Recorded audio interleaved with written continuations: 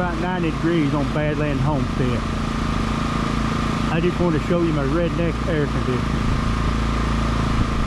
You'd be surprised what a difference this makes. This thing is awesome.